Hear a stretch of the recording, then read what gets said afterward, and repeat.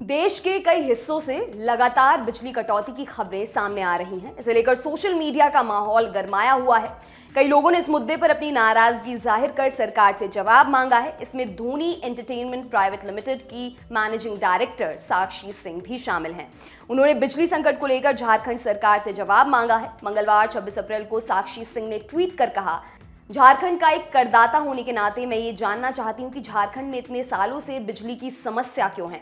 हम अपने स्तर पर ऊर्जा बचाने की कोशिश कर रहे हैं। बिजली संकट का असर मध्य प्रदेश में भी है। मीडिया रिपोर्टों के मुताबिक राज्य के लोग दिन में एक आध नहीं बल्कि 10-10 घंटे बिजली गुल रहने से परेशान हैं। कई जगहों पर विरोध प्रदर्शन भी हुए हैं। आलम यह है कि हाल ही में खुद सीएम शिवराज सिंह चौहान के एक कार्यक्रम में बिजली चली गई। बहरहाल झारखंड और मध्य प्रदेश नहीं, देश के दूसरे हिस्सों से भी बिजली संकट की सूचनाएं लगातार आ रही हैं।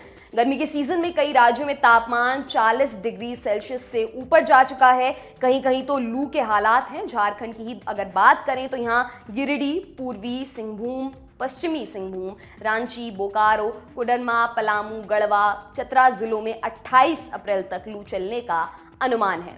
इस बीच केंद्रीय कोयला मंत्रालय का कहना है कि देश में कोयले का पर्याप्त भंडार है और अगले 1 महीने तक इसकी कोई कमी नहीं होने वाली है। केंद्र सरकार में कोयला मंत्री प्रहलाद जोशी ने ट्वीट कर कहा है, भारत की कोयला कंपनियों, वॉशरीज और अन्य स्थानों पर कोयले की पर्याप्त मात्रा है। हम न सिर्फ कोयला उत्पादन बढ़ा रहे हैं बल्कि रेलवे और विद्युत मंत्रालय के साथ मिलकर कोयले की पहुंच बेहतर करने का काम कर रहे हैं।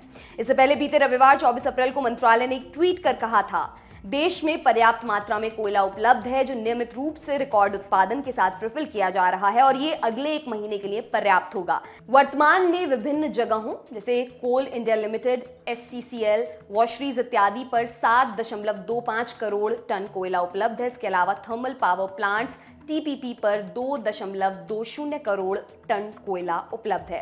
प्रहलाद जोशी ने कहा कि कोयला कंपनियां हर दिन लगभग 20 लाख टन कोयला अलग अलग माध्यमों से विद्युत क्षेत्र को पहुंचाती हैं। उन्होंने कहा कि बिजली उत्पादन कंपनियों को अपने स्टॉक को पर्याप्त रूप से भरने के लिए लगभग 1.67 करोड़ टन कोयला दिया गया है।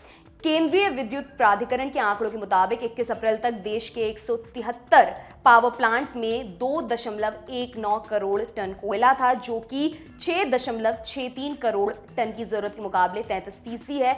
इन 173 प्लांट्स में से 108 में स्टॉक काफी कम है, जो कि सामान्य स्थिति में 25% स्टॉक की जरूरत से भी कम है।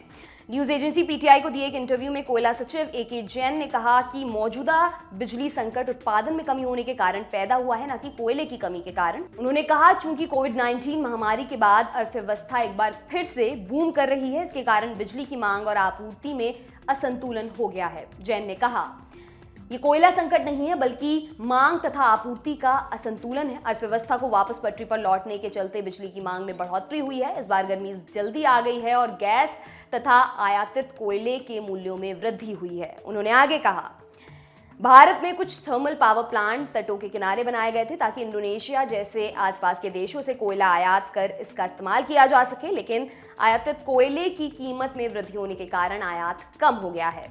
सरकारी आंकड़ों के अनुसार वित्त वर्ष 2021-22 में कुल कोयला उत्पादन 777.23 मिलियन टन था, जो वित्त वर्ष 2020-21 में 716 मिलियन टन कोयला उत्पादन की तुलना में 8.55% अधिक था। आंकड़ों की माने तो वित्त वर्ष 2022 में कुल 818 मिलियन टन से ज्यादा कोयला डिस्पैच किया गया था।